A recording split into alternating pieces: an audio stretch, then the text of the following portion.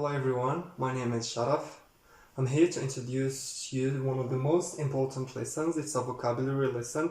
It's called brain drain. So before we move on to the components of the lesson, we should know what we mean by this concept, brain drain. So brain drain is the immigration of skillful professional people from one country, which is the original country, to another country, mainly in general looking for a better life, looking for better job opportunities, looking for better opportunities. And here today we will learn the push factors and the pull factors. So what do we mean by the push factors? So the factors that makes you want to leave your country. So these factors are mainly connected to the original country, or the, let's say, the factors that present or that are in your country which you don't like. That's why you want to go to another country. And here the pull factors are connected or related to the factors that makes you want to go to another country. And this country, we call it the host country. So you have here the original country and here the host country. Okay? So among the factors that makes you want to leave your original country, we have unsatisfactory living conditions. So when you live under bad conditions, of course you would want to go or to change your situation, to change your conditions. So what will you do? You will find, or will try to find, another country that gives you better living condition or good living conditions. So we have like all research when, for example, your country or the original country does not provide you or does not allow a lot of money, for example, to the research domain. So you want to conduct research, but you don't get to do so because your country does not give you the opportunity or the conditions to do so. So we have the declining quality of education. So when your country or the original country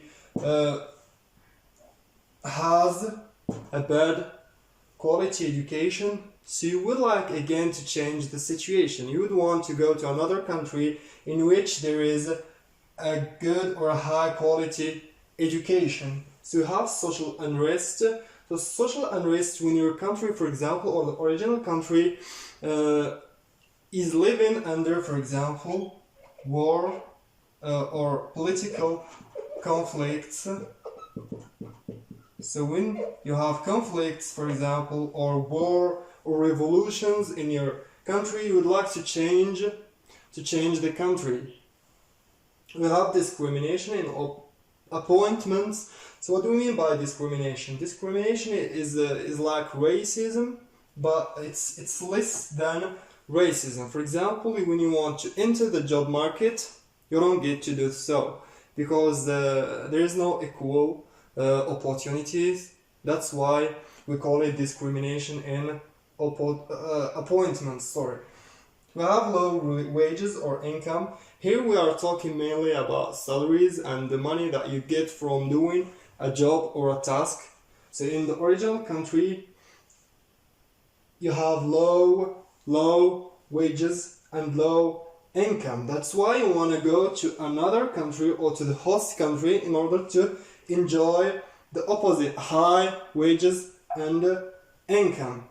So these are the factors that makes you hate, if it's correct, that makes you hate your country and want to live or to immigrate to another country. So let's discover what are the reasons or the factors that makes you want to go to the host country. So some reasons that present in the host country which makes you want to go there. So we have high wages and salaries. It's the opposite of low wages and income. So when you have high wages and salaries, everyone wants high wages and salaries. So that's why professional and skillful people go to a host or another country in order to enjoy high wages and salaries. We have substantial funds for research. So these countries allot a lot of money or a lot of money to the research domain. That's why you want to go there to enjoy this right. We have political stability. It's the opposite of social unrest. This is the opposite of political stability, when the political life is stable. There is no conflicts between, for example, parties. There is no wars or civil wars. So you live under good conditions. We have better working conditions. So when you work under good condition, you have the freedom. So in these countries or in the host countries, you have the freedom to project your voices, for example, to express your opinions without being censored, without being afraid to go to jail, for example. And we have equal opportunities, which is the opposite of discrimination in appointments. So here you have equal opportunities. Okay, so you go, for example, if you get a job in the host country, you get it because of your hard work, because you are skillful, because you are a professional person. That's why you get the job, not because there is someone who would speak for you. So to understand more the process of brain drain, okay? So we have two countries. We are talking about two countries. This is the original country, and this is the host country, and this is the process of brain drain. So this is the process of brain drain. We have an original country and we have a host country. So in this country or in this original country, we have people. We have here people. We call them skillful or professional people who have abilities and skills. They don't have a good conditions, so they don't have good conditions. They don't have these rights. They don't have these rights. Rather, they are living under these conditions. So they want to change their situation from this one to this one. So that's why they choose to immigrate. So here, the immigration happens. So when they immigrate to the host country, they finally enjoy their rights and the things that we already mentioned. They enjoy this.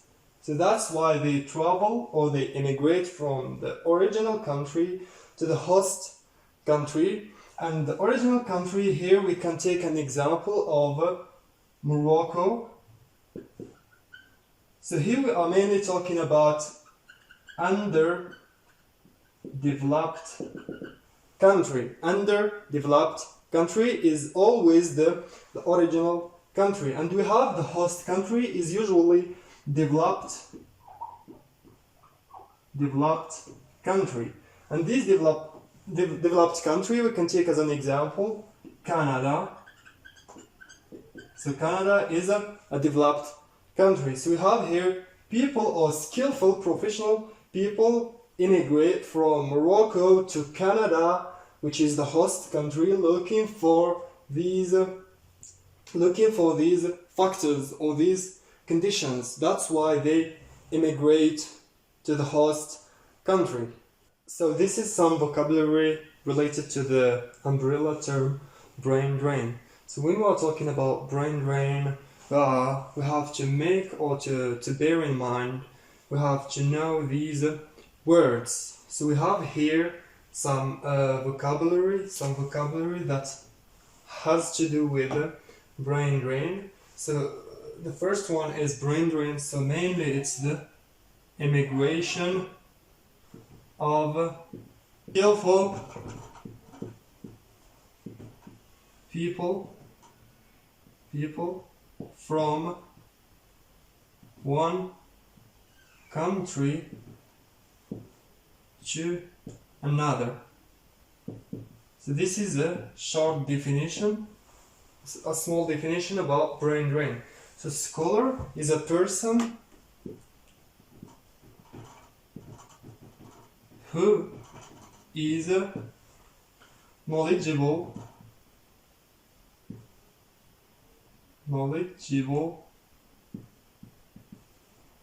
in a certain domain. For example, in sociology or in cultural studies or in a certain domain. So the income is the money that you get from doing a certain task. Its synonym is the revenue. Gain. So gain is a synonym of income, but gain, the difference between income and a gain is not always about money. It can sometimes be a moral gain. When someone gives you value, this is a gain. The gain is what you will have from doing something. What you will gain from doing something. And we have the term underdeveloped. We have here this suffix, which is under, and we have developed. So mainly it's the opposite of underdeveloped. So we talked earlier about the developed countries and the underdeveloped countries. And we have the skilled, a person who masters a certain task, or a certain job. We call it skilled. And we have tempting. Tempting is the good conditions that makes you want to go to the host country. And we have here some collocations. So we call this collocations. So I think you have been exposed to this term collocation. Means when we have two words which collocates others in order to give us one meaning, one concept, or one idea. So we have here the collocation brain and drain. So whenever we have brain, we have drain. So you cannot separate these collocates, these words, you cannot separate them. We have low pay. The opposite of low pay is high pay. High pay. Attract attention. When someone, for example, does something which is amazing, wonderful, and people concentrate or focus on what this person is doing, so we call it, he attracts the attention of others. And we have developed country, the opposite of underdeveloped country. So example of developed countries, we have USA, for example, Canada, and we have many developed countries. We have job opportunities. I'm talking here about the job market. The job market, so you have equal opportunities when you enter the job market. We have the host country, or the host countries. They are the countries that have good conditions, so we call them host countries. We talked about that earlier. And we have the human resources. The abbreviation is HR. So its abbreviation is HR. We mean by human resources the humans that are the workers that a company has or a country has. This is what we call human resources. So I hope the lesson is clear, and thank you for your attention. Stay tuned. See you in another lesson, and don't forget to stay home.